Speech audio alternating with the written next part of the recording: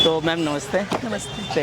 मेरा नाम खुर्शीद है और मैंने एक मुहिम चलाया है ज़िंदगी टॉक्स, जिसमें अलग अलग तरीके से अलग अलग प्रकार के लोग कहानियाँ बताते हैं इसमें हमारे चैनल पे, जिन्होंने जीवन में कुछ सफलता किया है या हार गया कोई बात नहीं किसी कारण से, तो वो सारी कहानियाँ बताते हैं, लोगों को मोटिवेट मिले।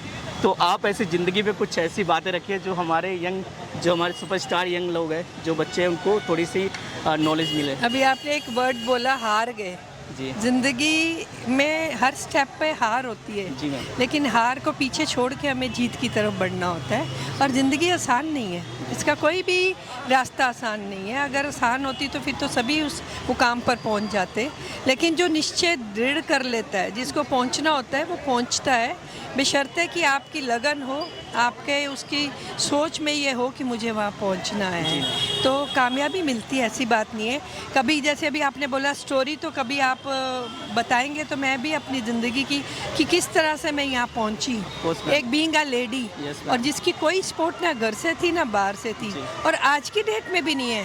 और सबसे बड़ी बात होती है जब कोई औरत अकेली घर से बाहर निकलती है तो वो इतनी आसानी से नहीं आगे बढ़ती। उसके लिए बहुत सारी रुकावटें आती है ज़िंदगी में।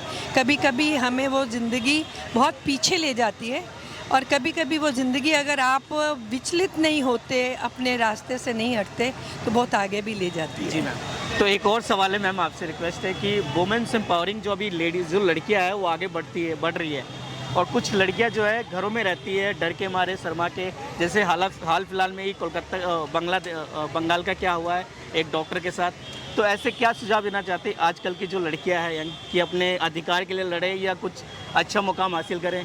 देखो, डर के हम घर नहीं बैठ सकते, लेकिन हमारी गवर्नमेंट जो है, चाहे वो कोई भी गवर्नमेंट है, मैं किसी एक गवर्नमेंट पर्टिकुलर का नाम नहीं ले रही, लेकिन अगर गवर्नमेंट की तरफ से ये सब चीज़ें हो जाए, जैसे अभी हमारे बाहर पे आप देखो, इंटरनेशनल लड़की गई खेलने और लास्ट मोमेंट पे उसको क्विट करना पड़ा, बाहर निकाल दिया गया। तो मैं समझती हूँ ये जो हमारे बीच में हादसे हैं, अगर जो हम जैसे लीडर अगर किसी अच्छी पोस्ट पे हैं और हम इनको जैक लगा देते हैं तो इनके लिए बड़ा इजी हो जाता है। और मैं समझती हूँ कि जो काम लीडर्स को करना चाहिए वो आप लोग कर रहे हो, तो मैं तो आप लोगों को अप्रिशिएट करती हूँ कि ये बहुत बड़ा एक स्टेप है, और भी लड़कियाँ निकलेंगी।